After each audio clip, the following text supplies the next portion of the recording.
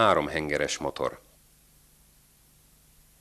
Ez a kimondottan a 3 literes Lupohoz fejlesztett könnyűfém motor rendkívüli súly megtakarításával tűnik ki. Mindezzel együtt a motor legnagyobb teljesítménye 4000 percenkénti motorfordulatszámnál 45 kW, a forgatónyomatéka 140 Nm, és mindez hihetetlenül csekély tüzelőanyag fogyasztás mellett.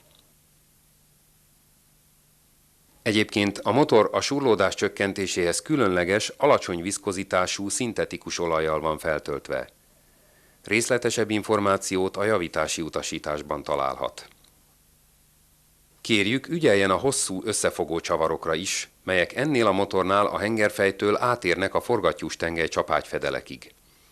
Ezek a konstrukció nagyobb merevségéért felelősek.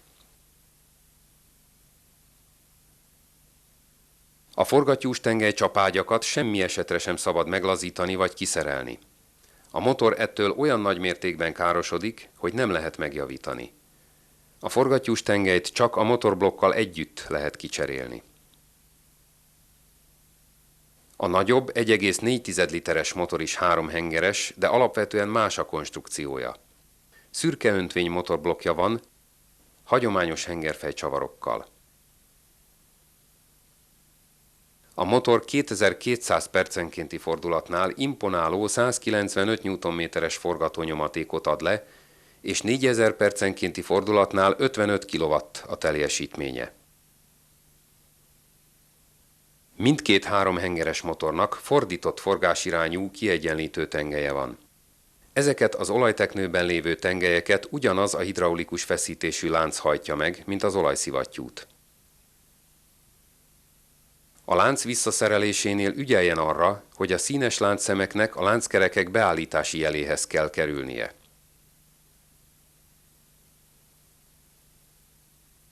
Az 1,9 literes motor alapja a bevált 4 hengeres konstrukció segédtengely nélkül.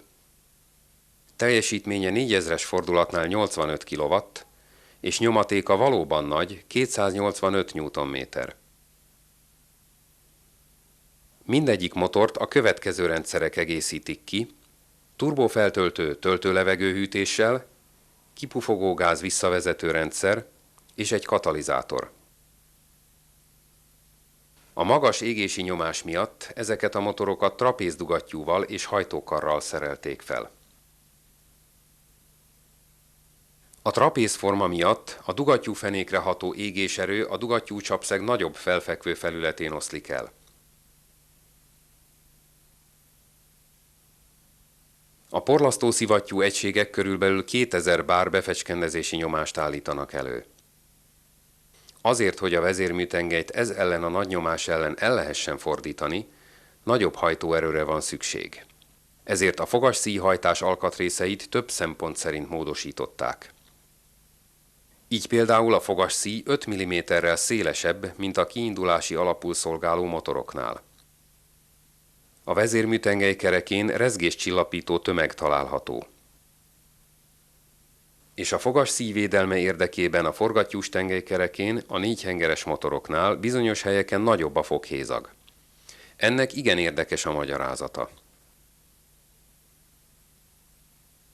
A befecskendezés során a fogasszíj a nagy szivattyú erők miatt megnyúlik, így a fogosztás nagyobb lesz. Ezáltal a szíj fogai akadhatnak a fogaskeréken. Ha a foghézagot ezeknél a fogaknál megnöveljük, akkor a szíj fogosztás változását kiegyenlítjük, és nem lép fel nagymértékű mechanikai kopás. Egyébként a fogasszíj különböző feszültségterhelési hatását egy hidraulikus feszítőszerkezet automatikusan kiegyenlíti.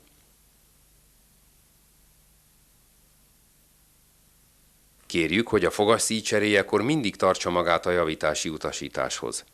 Egyébként alapvetően a következőket kell tennie.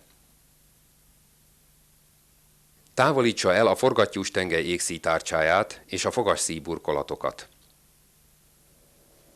Most fordítsa el a forgattyús tengelyt addig, amíg a tengely kerekén lévő jelölés felülre kerül, és a 4-es henger nyila a fogasszíjvédő burkolaton pontosan a vezérműtengely eladó kerekének 2 foga közé kerül. A motor rögzítéséhez a forgattyústengelyre és a vezérműtengelyre fel kell tennie a célszerszámokat. A forgattyústengely rögzítő felszerelésekor fontos, hogy a szerszámon és a fogaskeréken levő vonatkoztatási pontok egymáshoz kerüljenek. Fogja meg a feszítőgörgőt a fordító szerszámmal, amíg a rögzítő anyáját meglazítja. Most fordítsa el a feszítőgörgőt az óra járásával ellentétes irányban ütközésig. A reteszelő lapkával a hidraulikus feszítő nyomórúdját rögzíti.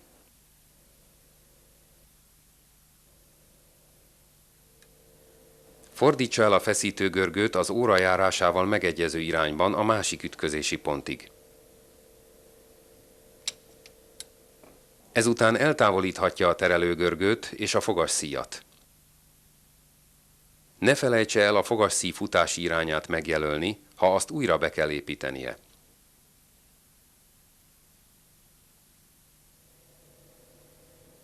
A fogasszíj újrafelszerelése előtt a vezérműtengely kerék rögzítő csavarjait meg kell lazítania ahhoz, hogy középaállásba hozhassa. Ezután húzza meg a csavarokat kézzel, hogy a fogaskerék megfelelően felfeküdjön. Most felteheti a fogasszíjat. A vezérműtengely keréknél kezdve a feszítőgörgőre, a forgattyústengely kerekére és a vízszivattyúra. Ezután építheti be a terelőgörgőt.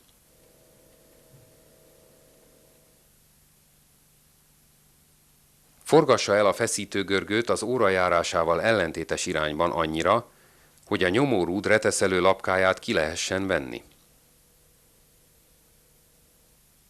A fogasszíjfeszítés beállításához forgassa a feszítőgörgőt az óra járásával megegyező irányba, amíg az alkatrészek közötti távolság 4 mm lesz. Ebben a helyzetben húzza meg a rögzítőanyát a megfelelő nyomatékkal.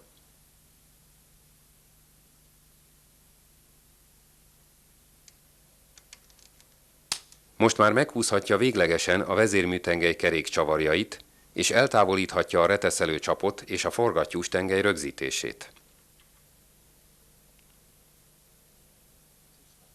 Forgassa át a forgattyústengelyt a futás irányának megfelelően kétszer, míg az egyes henger újra eléri a felső holdponti helyzetét.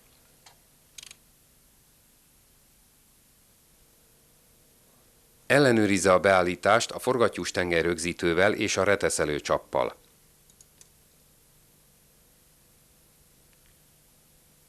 Ellenőrizze még egyszer a hidraulikus feszítőgörgő távolságát, és szükség esetén korrigálja a feszítőgörgő beállítását.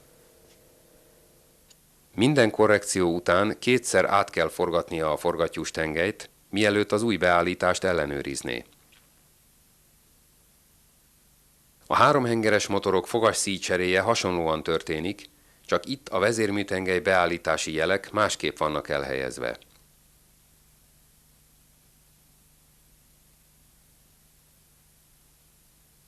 Az öndiagnosztikára vessünk egy pillantást a VAS 5051 segítségével.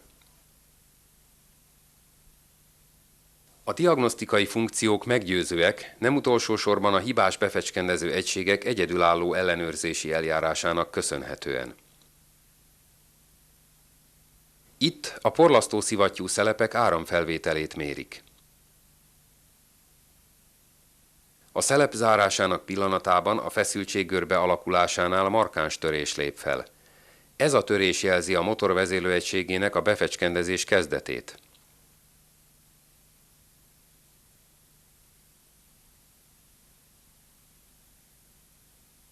Ha az öndiagnosztikai egység felismeri, hogy a befecskendezés kezdete a tűrés határon kívül van, akkor a motor vezérlőegységébe bekerül a megfelelő hibakód. Ennél a gépkocsinál a harmadik porlasztószivattyú egység mágnes szelepének áramkörénél állapított meg hibát. A következő lépés arra irányul, hogy a hibát a 0,8-as mérési értékblokk kiolvasása funkcióval is igazoljuk. A 018-as kijelzőcsoport lehetővé teszi a hibás mágnesszelepek azonosítását, és mindig elsőként kellene lekérdezni, ha hiba lép fel a porlasztószivattyú szelepeknél. Itt minden hengerhez egy státuszérték látható, melynek nullának kell lennie. Ha nem nulla jelenik meg, akkor a tüzelőanyag ellátást lelevegősödött, vagy a mágnesszelep meghibásodott, illetve a vezetékeinél van valamilyen hiba.